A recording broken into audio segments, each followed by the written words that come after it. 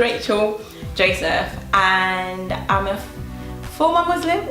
I used to do many things, like for example, I used to do drug dealing. I loved money, like most of us do. Like, so it was a way of me taking care of myself. I grew up with no mum, no dad. I grew up with my auntie, and I found out later on in my life that she wasn't really my mother during an argument. So, but it wasn't really talked about. That was it. Oh, she basically said, if I was your mom, you wouldn't be doing this. And it was kind of like, pose, go back to what you were doing, kind of thing. So I carried on, getting in trouble with the police, whether I'm having fights in school or setting fires to schools. So I had I had a number of things on record with the police, like they just knew my name. And I used to be a tomboy, so me selling drugs was my tomboy period, where I had no identity. So I was literally dabbing here, dabbing there, trying to be a boy, trying to be a girl. I didn't know who I literally was. My identity was a car crush, guys. So when I started being a tomboy, I didn't even think about it. I think it's because my auntie used to say, you're so ugly, you're so dark, you're so, because my auntie's like practically just literally white. So she used to say I was too dark and too this. So, some people would go to, bleach, because someone's telling them dark. With me, I started doing things to go dark. Like I would do just rebellion. Like I was literally such a rebellious child. So I started doing things to make myself dark, just to make her even more mad. Like, what you say, I'm dark anyway, so I might as well be darker, kind of thing. Because I've never seen like my dad's and my biological mom, I really struggled with acceptance. And even when my auntie used to say, you're ugly, so self-esteem was so low. I had no self-esteem whatsoever, because I'm used to, you're ugly, you're ugly, you're ugly. Yeah. One day I was invited to a house party, and that's where I lost my virginity. I got raped. I had no idea that I got raped because I think I drank so much, the guy kept on tipping it, and the only way I actually remembered was the Holy Spirit reminded me after I got saved. That's how I lost my virginity. And when I lost my virginity, I felt like I have nothing to live for, because obviously no mom, no dad, nobody loves me, no education, no nothing under my belt, and the only thing I had was my virginity, and I thought this is the only thing I can guard and be like, okay, nobody can take this away from me because it's mine. But when it was taken away from me, I thought, okay, that's it, life is over. And then the next time I had sex, it was rape as well, by this yardie guy who thought it was his right to to rape me, because he bought me KFC like 3 or 4 times. And I remember him saying, well, nothing was for free, and so, but I kept on telling him while crying, I said, but I can pay you back, I think, he used to tell me like, I'll take you on holiday, I'll buy you laptops, I'll buy you phone, but in my mind I was like, I can never pay you back if ever you request for the money. So I thought, just buy me KFC, so if you want the money back, I can always give it to you. But it wasn't the case. The guy raped me. I thought my life was just over, nothing to live for. And then my auntie, because she thought my life is haywire, she took me to Glasgow to be taught, the Islam isn't. I was literally covered for like a whole year, I think a year or a year and a half. I had to be in this auntie's house where I stayed there, and they would taught me Quran morning, afternoon, night. I would be reading Quran, as in they immersed me in it. And watch documentaries of, a better Muslim and all that stuff. So all of that, my life is going on. I give my life to Christ. Through fellowship, I went to Salem Campus Fellowship in Coventry, in Coventry University.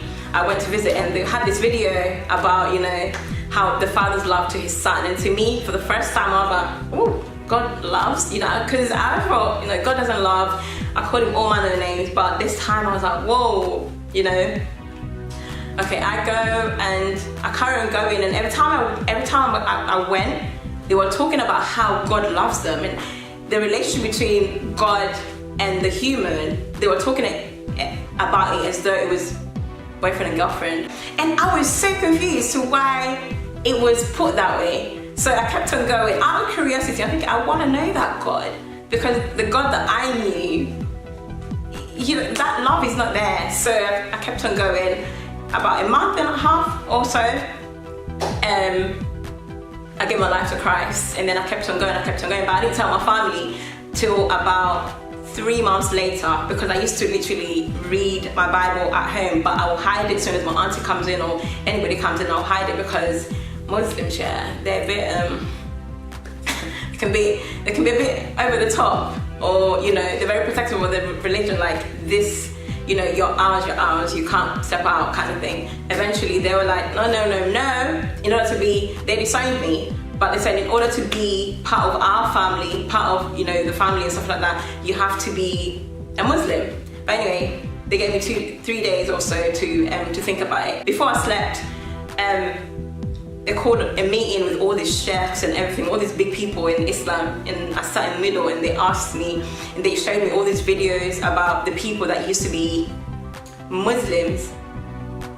They used to be Muslims and they changed to Christianity, and they were, what happened to them? It's like they became disabled, or basically nothing nice. They became disabled. They had like worms coming out their hands and everything. So to me, I was scared. I was like, I was scared, but I didn't want to come out of it. So I prayed before I went to bed. I said, Lord, whichever God I'm talking to right now, if Christianity is the way forward, let me know. And if Islam is the way forward, take me back to being a Muslim. So I slept, I woke up randomly, and it said, I went to someone's status, and it said, follow your heart, but do not forget to take your brain with you. Obviously, my heart wanted this Jesus dude. That's why I called him this Jesus guy, because I didn't know anything about the Bible. All I knew was Jesus Christ loves me. So, and then I went to sleep again. I woke up again and said, do not forget what you are not born with.